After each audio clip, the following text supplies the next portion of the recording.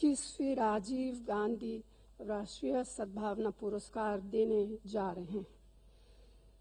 अभी 5 दिन पहले हमने अपने देश का स्वाधीनता दिवस मनाया है। हमारी स्वाधीनता आपसी एकता और एक राष्ट्रीय संकल्प के माध्यम से मिली थी। गांधी जी के नेतृत्व में सारा देश जिस तरह से चला वह दुनिया के लिए एक अनोखा प्रयोग था। हम हथियारों से नहीं, अहिंसा और सत्याग्रह के बल पर अपनी स्वाधीनता के लिए संघर्ष कर रहे थे। हम आत्मा की शक्ति और आपसी प्रेम के बल पर संघर्ष कर रहे थे। हमारे मन में अन्याय और अत्याचार के विरुद्ध आक्रोश था, लेकिन दुर्भावना नहीं थी। हमें अपने ऊपर भरोसा था।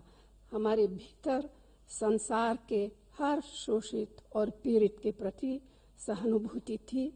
सारी मानवता के प्रति सद्भावना थी।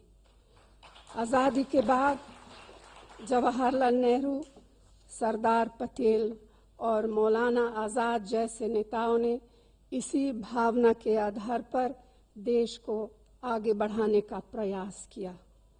उनके लिए सभी देशवासी भारत माता की एक जैसी संतान थे। वे मानते थे कि भारत एक है, भारत सबका है, उस पर सबका समान अधिकार है।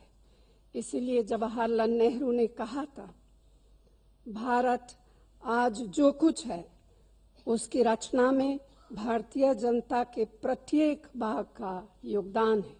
यदि हम इस बुनियादी बात को नहीं समझ पाते तो फिर हम भारत को भी समझने में असमर्थ रहेंगे, और यदि भारत को हम नहीं समझ सके तो हमारे भाव, विचार और काम सब के सब अधूरे रह जाएंगे और हम देश की ऐसी कोई सेवा नहीं कर सकेंगे जो ठोस और प्रभावपूर्ण हो। ऐसे विचारों का जन्म एक व्यापक सद्भावना के भाव से ही होता है। उसमें किसी के प्रति भेदभाव नहीं होता। जिस समाज में बंटवारा होता है, भेदभाव होता है, वह कभी मजबूती के साथ आगे नहीं बढ़ सकता। हमारे राष्ट्र निर्माताओं ने इसे अपने जीवन में पूरी तरह लागू किया। आज़ादी के फौरन बाद गांधी जी और उसके बाद इंदिरा जी और राजीव जी ने इसी भावना की कीमत अदा की। उनका बलिदान हुआ।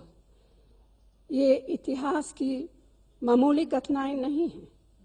ये नए भारत के इतिहास में हमेशा दर्ज रहेगी और समाज को रोशनी देती रहेगी। दीपक खुद जलकर ही प्रकाश देता है। अपनी शहादत के कुछ समय पहले राजीव जी ने देश भर में सद्भावना यात्राओं का अपना एक कार्यक्रम बनाया था। उन्होंने महसूस किया कि संप्रदाय और जात पात के संकीर्ण विचारों से समाज में भाई भाई के बीच दीवारें खड़ी हो रही है। इससे आने वाली पीढ़ियों का भविष्य नहीं बनेगा। इस सब में उलझकर प्रगति और विकास की धारा रुक जाएगी। वे चाहते थे कि सब लोग प्रेम और भाईचारे के साथ सद्भावना के वातावरण में रहें। उनकी यात्राओं में समाज के सभी वर्गों के लोग हजारों की तादाद में चलते थे।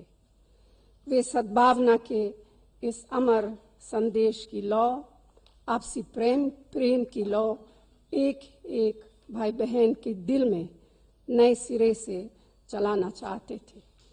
ये पुरस्कार और समारोह भी इसी लक्ष्य से प्रेरित है। हम इस सम्मान के लिए उन्हीं व्यक्तियों और संस्थाओं को चुनते हैं जो अपने विचारों और कर्मों से सद्भावना का संदेश जन जन तक पहुंचाने का काम कर रहे हैं, जिनके कर्मों से नफरत, हिंसा और आपसी संघर्ष जैसी बुराइयां समाप्त होती है और इनकी जगह आपस में प्रेम और विश्वास की भावना पैदा होती है।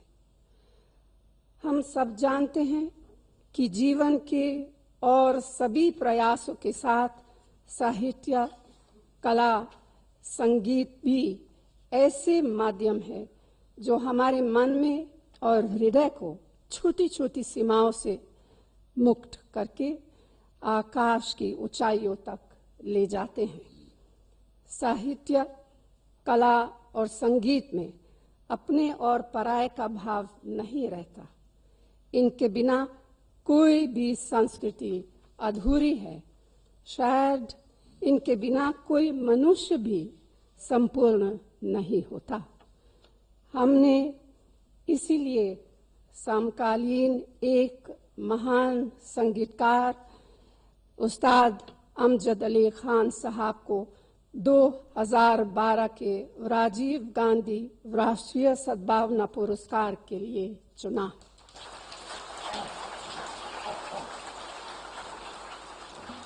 पूरे देश और दुनिया में उनका नाम है। वे शास्त्रीय संगीत की परंपरा के प्रति समर्पित है। उनके समर्पण में कला के साथ साथ प्रेम और अध्यात्म की भावना भी है।